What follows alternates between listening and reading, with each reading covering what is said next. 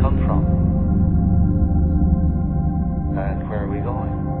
Welcome, friends. This is Red Ice Creations Radio. Thank you for tuning in to our broadcast. We are recording from Sweden.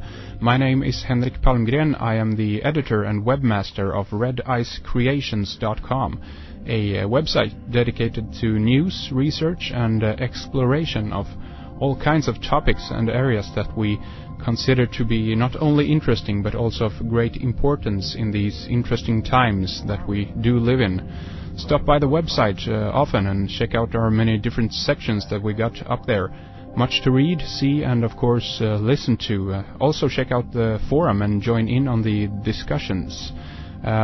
This radio program is online with a new show every Thursday and Sunday. If you want to backtrack, just head into our archives and tune in.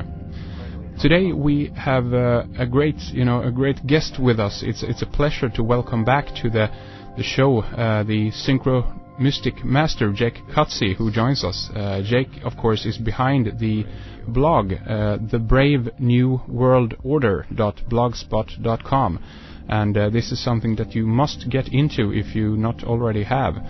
Since we last spoke with Jake about 5 months ago, I think that Jake not only has continued his excellent work, but he has also developed it and taken it even further. He has also entered into the world of video production, and he has converted, I guess, his work into video format, which is just excellent, and I hope we can get into that a little bit later, talk more about that. I think that Jake really has become a prominent researcher of the esoteric and the mystic, and of course the synchromystic, but it's great to have you back on the show, Jake. Welcome, and thank you for spending some time with us today. Thank you, Henrik. I'm glad to be here. It's great to have you back. All things good on your end? Oh yeah, very well. Yeah. And you? I'm doing fine, thank you. Good. As I said, Jake, I think that you just in the last few months here have grown in your work tremendously in what you do, and I think a lot of people, including myself, really have taken in or almost kind of adopted, I guess, your way of looking at things as a method to decode seemingly hidden messages or unconnected dots around us. And what I think that you have shown us is that you can look at basically everything in a symbolic context. And what I really appreciate about your work is that you kind of provide a philosophical concept or an idea behind what you do, a model, if you will. And this idea can actually be applied to all kinds of things by everyone who is aware of how to apply it. And I really wanted to start there today, talk about your philosophy and kind of get into your mindset, how you connect the things that you do and really dissect it, I guess. So tell us about your approach and about your concept of synchromysticism for those people who aren't aware of it. Okay, well, synchromysticism is very similar, and you can tell by the name that it's connected to synchronicity. Like Jung was saying that, some coincidences aren't just merely meaningless, that they have meaning. And I've sort of tried to take it a little bit further because I believe that no coincidence is trivial, and that if you look into anything that seems connected, you can find something meaningful inside that. And it's a tricky thing not to seem crazy when you're sort of pointing this thing out to people, but I really do believe it. Yeah, absolutely, and I think that this is, again, if you're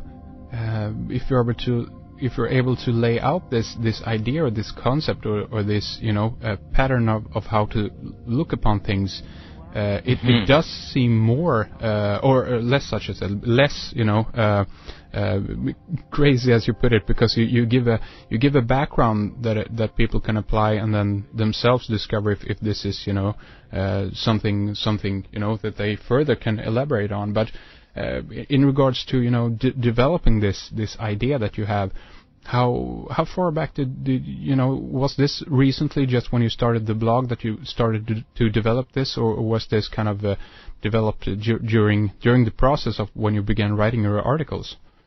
No, I've had a fascination with coincidence my whole life, and I from a very early age realized that there's sort of a message in the coincidence, or that there's a hint towards I don't know, the way that ultimate reality works, or that the sort of an encoded, if you will, message in your very surroundings that you can sort of learn to read into by following your, intuition and the coincidences around you.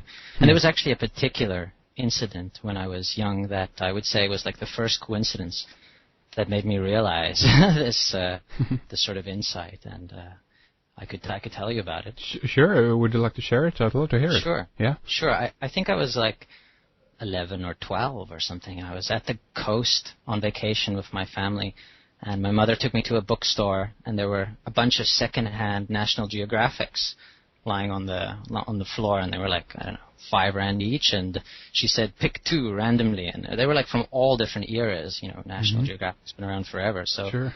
I just look at the covers, and I'm a young kid, and I decide this one looks interesting, and this one looks interesting, and I decide to pick 2, and let me just get this phone. Sure. So I picked 2 randomly. Yeah. And then I realized, as I was reading through the one, that there was a story inside about Da Vinci's horse. And I read in the next one, and they were both separated 15 years from each other in chronological order. And the other one was referring back to the first National Geographic that I had picked up, and it was talking about Da Vinci's horse, and so was the second one. And I thought, this is a weird coincidence that both these randomly picked National Geographics would be referring to the same horse and the same issue. And they're like 15 years separated. And I thought that's pretty peculiar. And then that evening on the news, they had the exact same story about Da Vinci's horse, this guy who was making the sculpture of Da Vinci's horse, fixing. Yeah, but based on the original plans that Da Vinci had for this horse. Amazing. So, do you think that was kind of the communication to you, or a hint to you? That's right. To me, it seemed like the first, if I go back in my memory, time that I realized, whoa, there's this eerie interconnectedness between all things, and sure. Every now and then, if you like, people obviously all the time experience coincidences. Like, you think of a song and you turn on the radio and it's there, And I just think there's a lot more to that. You should listen to the words of the song, or look at everything around you and be observant. Sure. So you're talking about a pattern that is out there, and meaningful coincidences in that sense. But how subtle do you think one can get with this? As you say, even tuning on the radio, listen to a song. Do you think that there is a message that we can learn from or grow from, or what's your take on the point of all of this, so to speak? Well, I think the point to me is, personally, that you begin to learn that you and your environment are not separate, and that everything you're thinking and that you're seeing is sort of part of what is happening inside your mind in a way, sure. But also there is no separation really between your mind and your environment. It's sort of like a false, westernized way of looking at the world. Yeah. And it sometimes bleeds through, and that's sort of the coincidence. You'll have something going on in your mind, and then you'll see it in your environment, and you'll be like, hey, that's just a coincidence. But no, it's actually you're realizing the trick, the cosmic giggle, which is that there is no difference. There is no separation between the object and the subject, or the observer and the viewer, and the thing being viewed. It's sort of Zen. It's really Zen, but it's learning to use that Zen insight to navigate through, this world that we live in. Sure, absolutely. There is philosophical ideas or concept that all of the things around us, actually, it's as you say, a reflection of yourself, or what you need to be kind of subjected to at that particular moment in order to, get help or get a hint or something, or something like that. But have you kind of, pondered upon this further in regards to, do you think that this actually is a reflection of only yourself, or is there kind of a play going on between you and the higher, consciousness, I guess? Yeah, well, it does seem to operate as a game, sort of a game between you and your, your higher self. that's constantly like knocking at your door and inviting you to, you know, open up your mind and your eyes to like this interconnected universe that you are embedded in. Like every moment becomes meaningful and beautiful and worth investigating carefully. I mean, you have to use your sense of humor not to go crazy if you start to look at things this way, because you know, it's like the movie Beautiful Mind, where you start seeing patterns in every second word in Time magazine, and you think the Illuminati is sending you messages or something, and you know, you might go crazy if you do not you know, use your sense of humor and also your intuition and your, you know, humble humility when you're dealing with these matters, because I think a lot of people have probably been locked up that have opened up their minds in this sort of area and then just gone crazy. They just started you know, talking about seeing patterns in the static on TV. There are patterns in the static on TV, but you gotta learn how to integrate it into your, you know, normal life. Otherwise, you know, you could go nuts.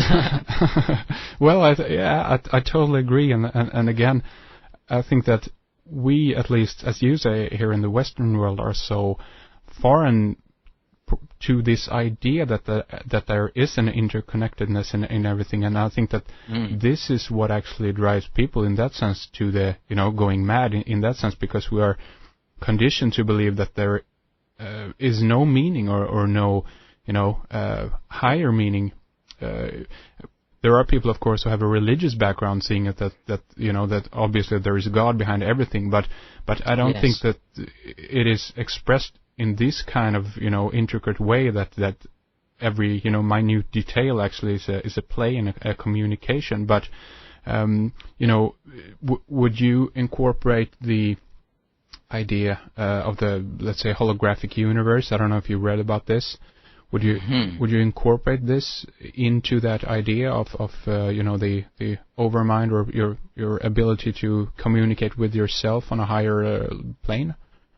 Well, I see it as everything around me, and it's like we're all this one creature with different heads. It's like we're some sort of multiple-headed hydra. And we're all acting out this drama and slowly but surely becoming conscious of it. And stuff like the internet is, you know, making that more vivid. And the idea that it's an illusion or a hologram, I see as a little bit dangerous, perhaps, because it's more that, you know, it's all one instead of the idea that it's an illusion. Like that's one way of looking at it that I think is erroneous. It's sort of like a way of trying to escape from the idea that we're all one, is that you're thinking of that it's now it's an illusion, or that there is it's like every moment is significant, not like this thing that's behind it. It's like right now you are experiencing that ultimate moment, you're just not realizing it. Or letting yourself realize it.